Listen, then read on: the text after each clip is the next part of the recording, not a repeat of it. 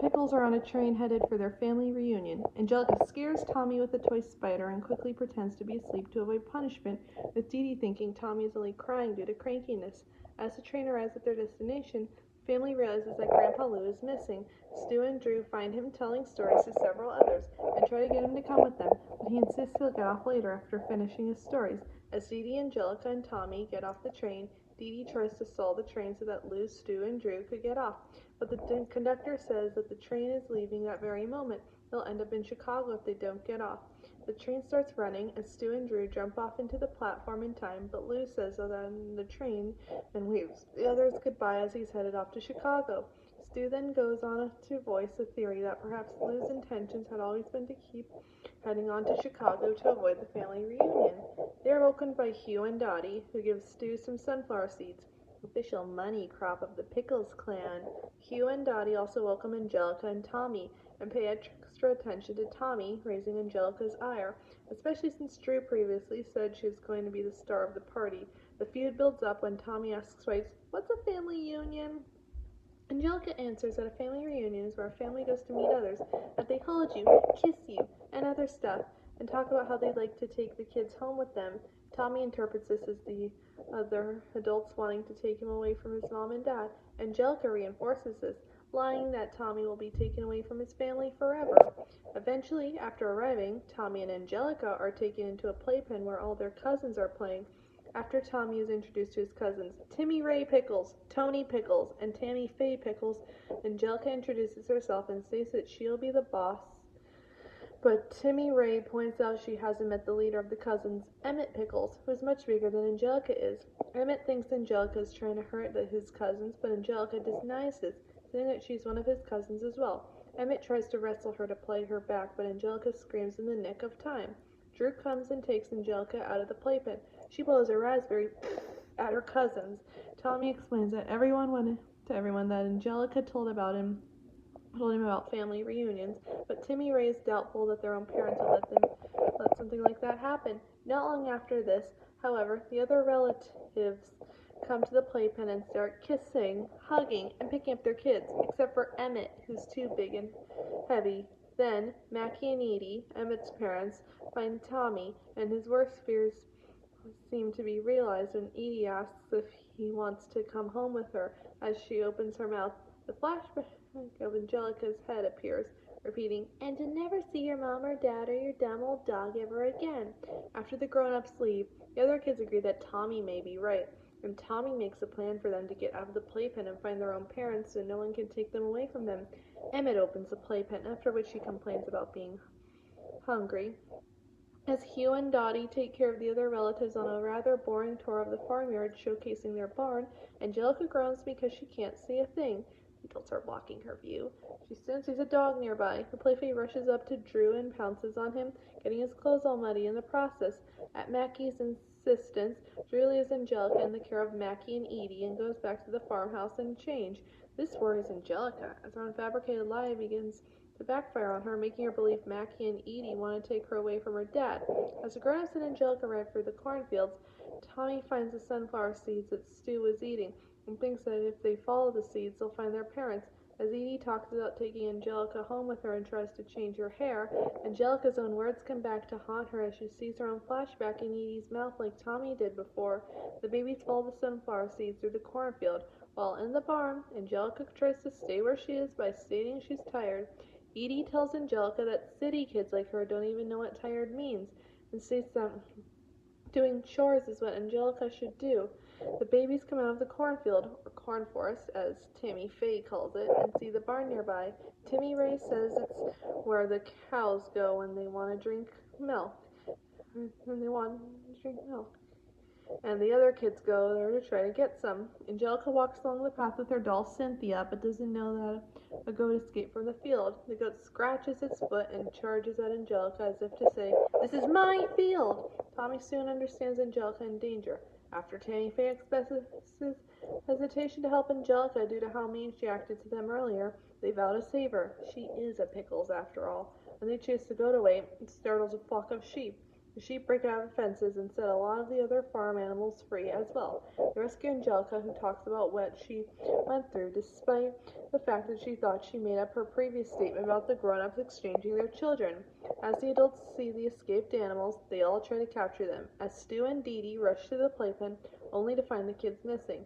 When they see them quickly coming up to them, and all their parents hug their own kids. Angelica is also reunited with Drew. Grandpa Lou arrives in a cab from Chicago, having gone to a Cubs baseball game, and seeing the state of the farm is in, states that what a good family reunion is all about. Stu is with Tommy, testing on his latest invention, a remote-controlled adjustable sofa. However, the sofa starts going haywire, bouncing around and shaking Stu up. Tommy takes the remote and manages to get the sofa under control while Dee Dee and Grandpa Lou enter with Chucky. Dee Dee asks Lou if he will be okay to watch the babies while she and Stu attend a party. Lou assures her, telling her it will be a boys' night in with lots of videos and ice cream. Dee Dee advises him not to mess with the remote-controlled sofa as she and Stu leave. Lou shows the babies the videos he rented, a pair of Reptar movies for them, and Lonely Space Vixens for himself. But he is interrupted by the phone ringing. Lou goes to answer, and a woman named Morgana picks up. Hearing her name, Lou flashes back to 40 years earlier. He runs toward a departing train with a bouquet of flowers in his hand. The conductor stops Lou for not having a ticket. Lou tries to explain that his girlfriend is on the train, and if he can't stop her, she'll leave forever. The conductor ignores Lou's pleas, and the train pulls away. As Lou chases the train, a young Morgana looks back at him, but does not even wave goodbye as the train departs. Lou drops his bouquet in defeat. In the present, Morgana tells Lou that she will be in town that evening and would like to pay him a visit. He tries to reschedule but does not tell her why. Morgana says she will only be in town that night, so Grandpa tells her to come over in 15 minutes. After hanging up, he swiftly bathes the babies, reads them a story, and puts them to bed. Tommy and Chucky are confused as to why they are in bed when the sun hasn't set yet. Tommy persuades Chucky to get out of the crib and see what his grandpa is up to. They sneak into his bathroom where they see him spraying smelly cologne on himself. Then, Lou puts on a toupee, which causes Chucky to panic and try to run away. Lou doesn't notice the babies until he accidentally trips over them. He quickly puts them back in bed and explains that they need to stay in the crib because he wants to impress his old friend. He goes downstairs to finish getting ready. Tommy gets right back out of the crib, but Chucky protests.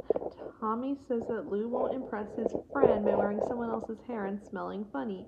Tommy decides to help by bringing toys to Lou and his guest.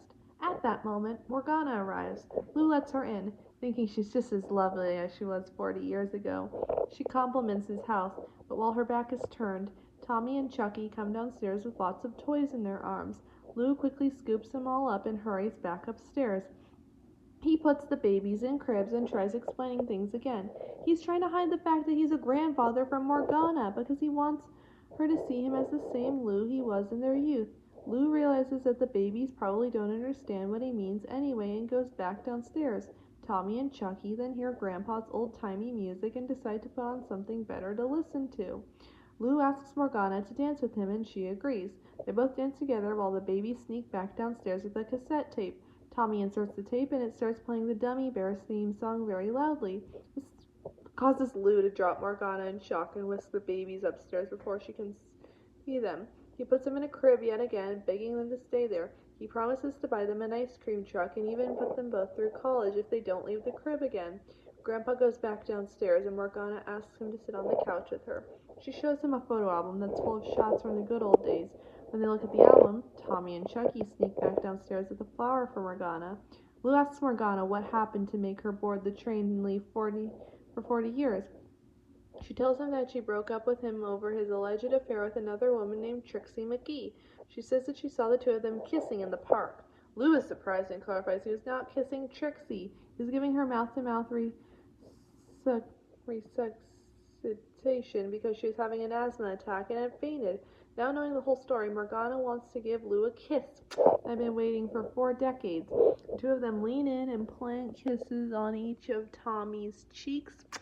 He had popped up between them while their eyes were closed. Morgana screams and jumps back, bumping her elbow onto the remote for the couch. It starts hopping around, bucking Lou off.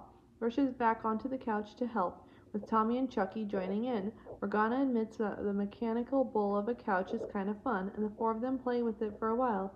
Later, Tommy and Chucky are resting on Lou and Morgana's laps.